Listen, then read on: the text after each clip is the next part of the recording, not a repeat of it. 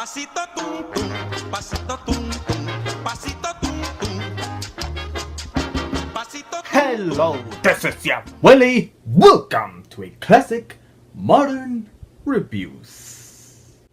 Inherit the Wind, God's Not Dead 2. What do they have in common? It's God on trial. God's Not Dead is a series of Christian films made by PureFlix who made their successful money back to make more sequels, as this year we got the third of the trilogy. It's difficult enough not to be hard on them for its bad acting, bad story, and bad dialogue without feeling a little emotional about it. But in this case, it is well deserved for its overall bad message that angered anyone that wasn't a Christian. That's when you know even Christians don't like these movies. That's how bad these movies are. Thank God we have Inherit the Wind to replace it instead. This is what God's Not Dead would have looked like if it had a clear, good story, real characters we could relate, and a situation we could root for the good guy to win, as this classic film has. So this video is going to be about comparing Inherit the Wind and the sequel of God's Not Dead. I'll mention the first movie once in a while, but I will also point out the things that these movies did wrong that the classic film did better. So bear with me, cause this is gonna be a long video to tackle on, as I invoke this in little prayer, and let the trial begin.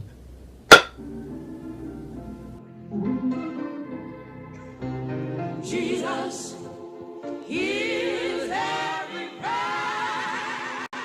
These stories start with both films tackling freedom of religion with their opposite side. They're both about a trial involving heated debates about religion. The accused in Inherit the Wind teaches evolution in a conservative town of Tennessee.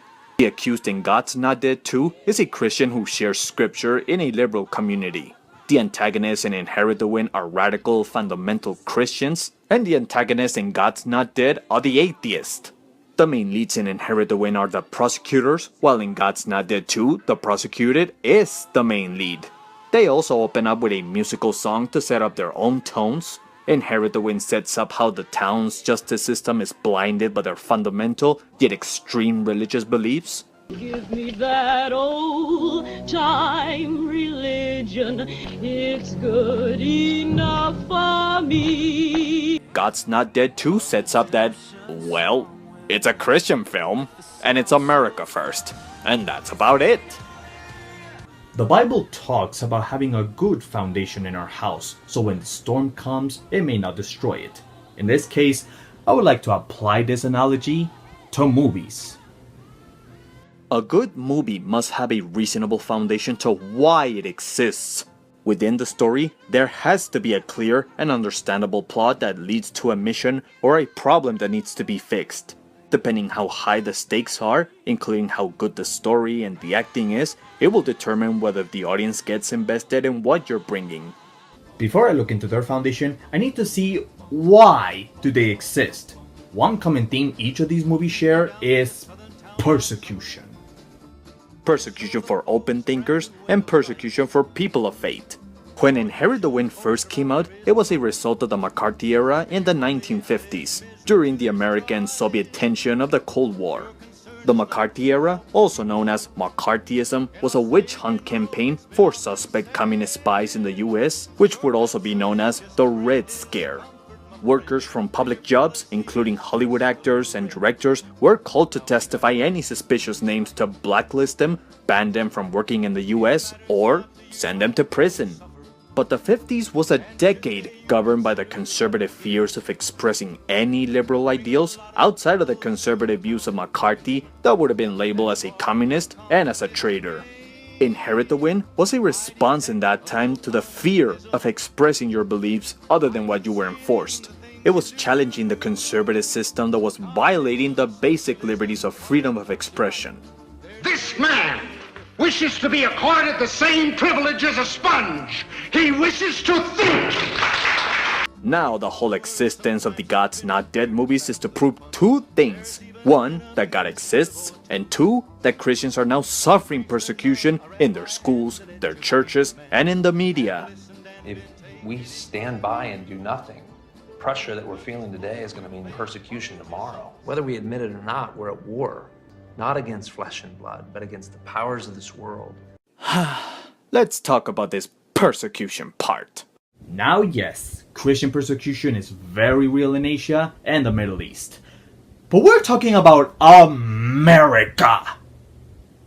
The problem with this theme is that it presents its Christian audience a false perception that they're now the minority in America without any reliable facts or proofs. Just because we live in a country where Christianity is still the majority than any other beliefs, including atheists, have more religious affiliated members in Congress than atheists, a poll that predicts atheism decreasing while Islam and Christianity increase in the decades, can still openly go to church, still pray in our houses, openly preach in the streets. But when someone doesn't agree with your gay views is persecution? I don't think so. You know what this McCarthy Red Scare and this Christian persecution have in common? They both started as a paranoid fear tactic. The McCarthyism was an extreme method to find communist spies that caused thousands of innocent citizens losing their jobs and their freedom. Both of these scenarios can be described as a me versus you mentality, one being America versus communists and Christians versus unbelievers. But this Christian persecution in America is poorly based on over-exaggeration, not by facts, much like the over-exaggeration of California banning the Bibles. If this bill were to pass, would this prohibit the sale of the Bible that teaches these things about sexual morality? Well, literally, according to how this law is written, yes, it would. Now, I did look over the bill. The only thing that it bans is any therapy section that might treat homosexuality as an illness. Maybe some therapy books might be removed, but not the Bible itself, because that would be infringing religious liberties, which that's not what they're about. So, comparing each of the reasons to exist, one movie's commenting on an issue that was still fresh on the American people, and the other is pointing an issue that is non-existing in America. But Willie, what about the cases in the ending credits? That proves that Christians are being persecuted in America. Well, if you would have just let me finish, I was gonna bring up their foundation. Where do they get their facts? It's worth every heartache. It's worth every... Simple to get your sources right? Well, let me show you how even these simple things they got wrong in the God's Not Dead series. During each of their credit scenes, they show these real-life cases about Christians who face persecution in America because of their faith. Unfortunately, all of them have been debunked! Now, not saying that they didn't happen, but here's the twist. All of these cases are based on churches or businesses that discriminated or didn't allow homosexuality or had something to do with abortions. Now, even if these Christians felt like their beliefs were being compromised, what does this have to do with a psycho-atheist wanting to ruin a student's scholarship future? And what does this have to do with a teacher getting reprehended because she mentioned he who must not be named? Jesus. There was no atheist teacher abusing a student because of his beliefs, and there certainly was no teacher being put on trial because of her faith. Inherit the Wind, on the other hand, was in fact a real-life case of the Monkey Scope trial in 1925. Turned into a play, turned into a movie. Their real-life names were changed, but the people were still real. There was a teacher that got arrested for teaching evolution, there was an agnostic Drewman, and there was a 3-time presidential candidate Matt Brady, as conservative, as charismatic, and as worship as a leader as in the movie.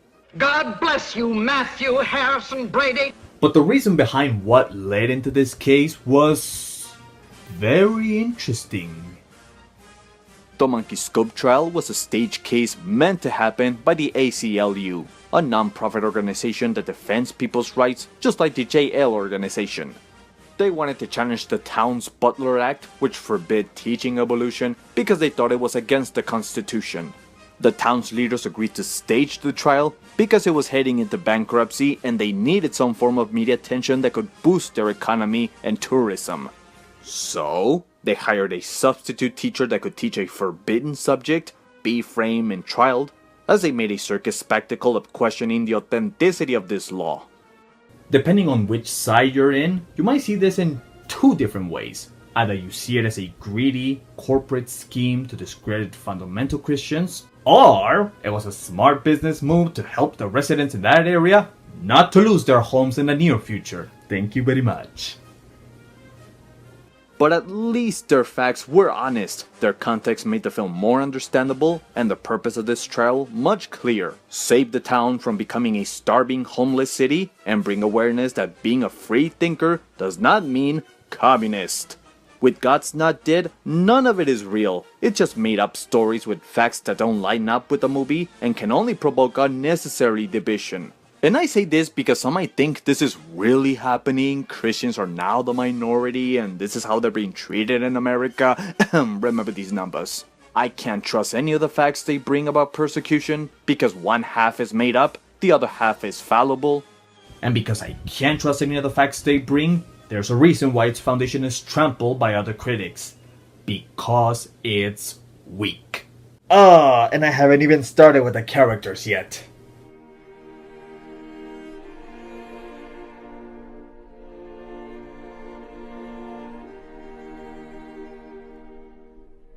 In this case, get it? Comparing these characters is an example of how not to write them. Let me start off with how not to write them.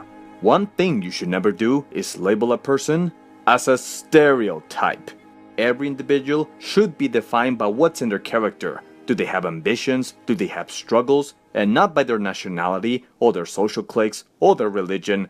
Because if they were, they would look like this. What are we gonna do with this shrimp taco? Just put the cap in his ass, throw him in the truck, and then nobody gonna know nothing, not me. Now, let's say you decide to generalize a group as bad and evil and portray your views as the answer to all the problems in the world. Well then, that falls into another category.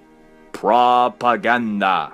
The God's Not Dead movies do exactly what you shouldn't do. It labels its own Christian audience as perfect, loving, peaceful, understandable, poor victims that we must root for to succeed, while it villainizes anyone that does not share their Christian beliefs, provoking you to hate them. They villainize public schools. No prayers, no moments of silence, not on the field, not in the locker room, not in the parking lot for that matter, okay? They villainize the ACLU, who want to imprison all the Christians. We let the ACLU do it. They want her. They've been dreaming of a case like this. Even though they have defended Christians before. I mean, look at this. They even defend a child's right to read the Bible in his free period. And there goes her taking away Bible conspiracy through the window. But the one stereotype that got the most heat was the atheist. And think of the other children out there who are subjected to their repressive belief system. The actor who plays him is not new playing over-the-top villains as he did in RoboCop. But here he's so despicably cartoony evil that at times it's kinda hilarious whenever he says something evil. I'm just waiting for him to say something evil, followed by an evil laugh. You know what hate is, Tom? I hate what people like your client stand for. I guess that proves there is no God. We're going to prove once and for all that God is dead. But out of all the stereotypes, this was the most offensive because it labeled atheists as selfish, uncaring, arrogant, unredeemable people who are filled with hate towards God and Christians because of a traumatic past and seek to destroy anyone who doesn't think like them. It's very paranoid about atheists and labels them as the true enemy. Even the prosecuted Christian feels hesitant about her lawyer because he's not a believer. The movie sums up their worldview about atheism in this bold but unsettling line. That's the thing about atheism. It doesn't take away the pain. It just takes away the hope. Exactly! Wait, what? It just takes away the hope. Oh! You know, we're on the 10-minute run. You already lost your whole atheist audience out there. It just takes away the hope. Now look at Inherit the Wind's agnostic protagonist, Truman. He's not someone that wants to destroy everyone's faith. If anyone, he knows what it means to have faith since he was once a believer. He wants to destroy everybody's belief in the Bible and in God. That's not true, and you know it. The Bible is a book. It's a good book, but it is not the only book. He's a proud, cynical agnostic who only wants a modern interpretation of the Bible with the new scientific discoveries. We must abandon our faith in the pleasant poetry of Genesis. We must not abandon faith. How about the accused ones? They both decide to go on with the trial because of what they stand for, and it's fine to stand for what you believe, but in the case of Grace, she could have easily escaped this problem without playing the martyr. But remember, public schools are evil and they have to make a big deal out of something that can be easily fixed. What were you thinking, Grace? She wasn't preaching, she was answering a student's question comparing Jesus and Martin Luther King's teachings in a history class. Why are they doing this? They want to make an example of you. To them, your beliefs are like a disease whose time has come and gone. Sort of like smallpox or polio or the plague. Okay, this is not the future where you can add any post-apocalyptic scenario you want. This is the present where it's still okay to mention Jesus and Christianity in public schools. There's no reason to go over the top with lawyers and lawsuits. For that, I can get behind more with this guy than with her, because at least I see a character that only shares what he believes, not what I should believe. Religion's supposed to comfort people, not frighten them to death. With her, I can see the puppeteer behind the curtain. She's not a character, she's a stereotype meant to make her own group as the brave, martyr heroes, which honestly makes me dislike her even more. I am forced to feel sorry for a person that I don't like, in a case that I don't buy, for reasons that are simple to fix, yet thinks it is so complicated. I mean, if they label themselves as the heroes, doesn't that beat the purpose already? Now, look at the Christian antagonist, Matt Brady. He's close-minded and brags about his faith in public, only to show half of its good fruits. But unlike the other cast, he's 10 million times more likable. He might badmouth his opponents in public, but he respects them in privacy. He can peacefully talk with his former friend about faith and why people need it, without coming out as a fanatic. These are simple people, and they're poor people. They work hard and they need to believe in something beautiful. They're seeking for something more perfect than what they have. It also shows the zealous pressure he's in on defending God, and he and his wife knows how much it's affecting him. After his humiliating defeat in not answering Bible questions, you do feel sorry for how beaten he is, how it means so much for him to win this case. Otherwise it would be like failing to prove the existence of his beliefs, or losing the respect and credibility of his congregation. Mother, they laughed at me. Shh, baby. I can't stand it when they laugh at me.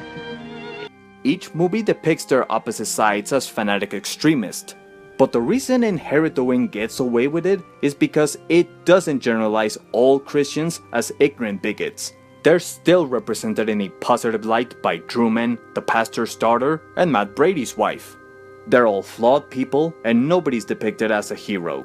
While in God's Not Dead, it is the most unrealistic, black and white, good versus evil worldview that at the end, I don't care about anyone, because they're too perfect or too mean-spirited to relate to them. Maybe except for the pastor and the Asian kid. And sure, there can be arrogant atheists out there, just like arrogant Christians or Catholics or any social group. But to generalize their psychological reason to why they have no faith is pretty much offensive. In a way, it gives Christians permission to not trust anyone who doesn't share their beliefs and treat them as different. I mean, isn't the purpose of a Christian to convert people? How are you gonna convert anyone when you're putting yourself on top and labeling everyone but yourself, evil? I mean, if they were gonna sell this Christian versus atheist movie, might as well cash in the popular versus me movies that came out that year. Why not call it God's Not Dead, the Holy War? Now I will pay money to see that.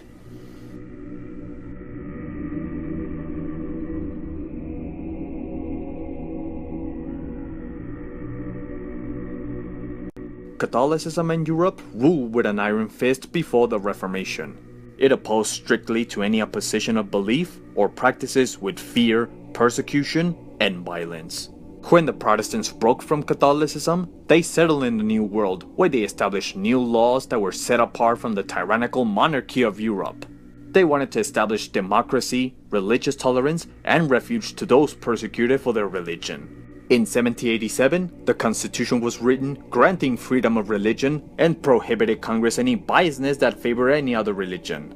Majority opinion believes that America was founded by Christian principles, but according to the Founding Fathers, it wasn't. In order to grant freedom of religion in America, they had to be neutral, abstain from being a religious government, despite majority being Christians. Otherwise, someone else would have come out and forced his religion among government. As Robert Ingersoll analyzed by saying, they knew that to put God in the Constitution was to put man out. They knew the recognition of a deity would be seized upon by fanatics and zealots as a pretext for destroying the liberty of thought. They knew the terrible history of the church too well to place in our keeping or in the keeping of her God the sacred rights of man. They intended that all should have the right to worship or not worship, that our laws should make no distinction on account of creed. Now with that said, each of the courtroom scenes were the best parts of each movie. In Inherit the Wind it was loud, personal, energetic, and well shot. In God's Not Dead 2 it was over the top, melodramatic, and if you're in the good mood, it can be fun. But of course, it gets irritating to the point even a law school student would change major for how it thinks its audience is too dumb to figure things out. Like how Grace's lawyers using reverse psychology against her to get sympathy from the jury. But we're not supposed to know that until the end. The moment we get into the courtroom scene, it stops being a movie and becomes an agenda to convert viewers with the facts they bring about the existence of Jesus, America being founded as a Christian nation, and still enforce their persecution message, which doesn't add up with what it has to do with the case. And at the end, it's all fixed with a little prayer for the jury to plead not guilty on Grace. Jace, what were you guys with OJ? Now, I don't mind their Christian advertisements they place in, but I do mind how they misrepresent the facts for their convenience, as how they disregard separation of state and church. I have here a copy of the Constitution of the United States of America and its Bill of Rights. You know what you won't find in there? The phrase separation of church and state. Because that phrase comes from a letter written by Thomas Jefferson. Now yes, it is true that the phrase doesn't appear in the Constitution, but there are several quotes from the Founding Fathers that do intend to separate the two of them, because they were well aware of the threat it could have, like in Europe. They're treating it like theology when it's not. This is not like finding the word Trinity or the Rapture in the Bible, which don't show up. This is a simple, straightforward idea in the law that it's really not hard to figure out. The case in Inherit the Wind stays on point and focused. It's about figuring if the accused broke the Butler Act law, which he did, while making as much of a spectacle circus as they could. But the aftermath of the trial left people shocked, reflecting if they become too biased of their own religion. They fled from the religious horrors in Europe to bring secure freedom in the New World, and the trial hit many because it was a question if America had become what they fled from in the first place. But it's not the movie's intention to demonize Christians and have knowledge prevail in the end. It gives people the choice to believe in what they want to believe.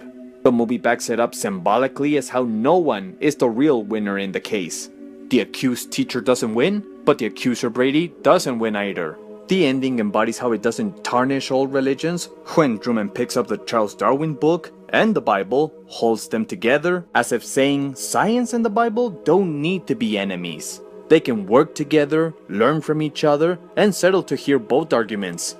But God's Not Dead doesn't care about that. It's a one man's opinion only. It doesn't let its arguments be challenged by the opposing side, which, that's what's so fun about debates. They act like they have all the answers of the world and instead come out as arrogant. The movie disguises itself as a human's right defender when they say things like this. Peremptory challenges cannot be used to discriminate against a certain class of juror based on race, ethnic background, religion, or gender. Yet who are the first ones to complain they're teaching Islamic history in classes? Ahem. When they say they want to defend people's First Amendment, what they mean is they only want to back up their own cliques because they don't care about people with other religious backgrounds.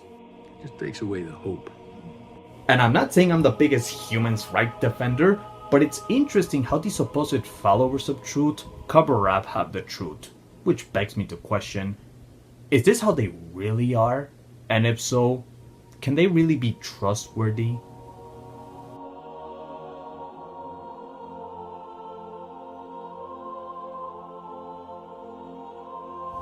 some of you might be wondering whether if I'm against religion based on this review, which, not entirely. I do have friends who are Christians and I don't intend to offend them. What I am against is a worldview that doesn't let us choose or think for ourselves. And it's not just conservatives. An extreme ideal can be as dangerous if it came from a liberal or a conservative that wanted to control government, our schools, or what we're supposed to believe. The reason I wanted to do this video is because I like Inherit the Wind, and I think you should check it out. It gives a better reason why we need freedom of religion, not this movie. It gives a better reason why we need separation of state and church, not this movie.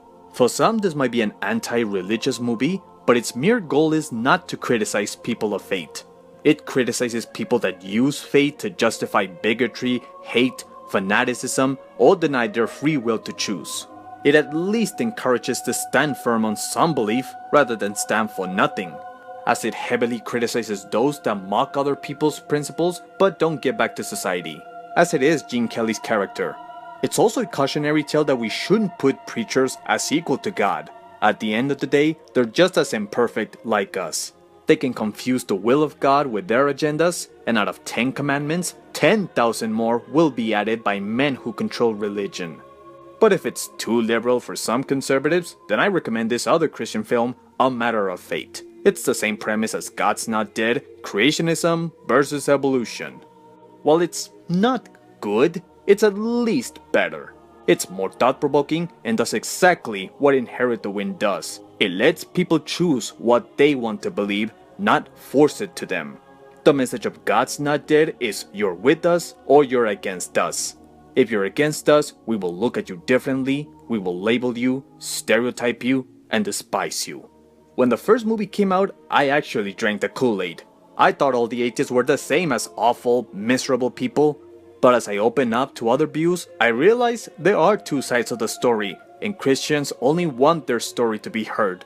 I doubt the filmmakers intended to look mean-spirited, but it promotes fear over a non-existing persecution. It's not a movie, it's a political agenda that would turn any Christian to an atheist. If you really want to grow your faith, you need to be challenged, scientifically and theologically. Face the fear of having your minds changed, because this does not give you the answers to reply back. It only gives you justification to look down upon those that are not like you. And if that's how bullied, privileged Christians in America feel, imagine what great bullies they would be if they had control over everything. Remember the wisdom of Solomon in the book of Proverbs. He that troubleth his own house shall inherit the wind. So without question, God's Not Dead truly does inherit the wind.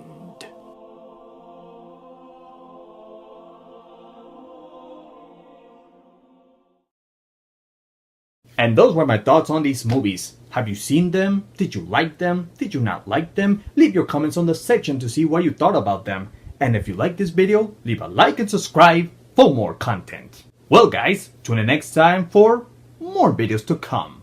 So for now, that's it for today. Ciao. Pasito tum tum, pasito tum.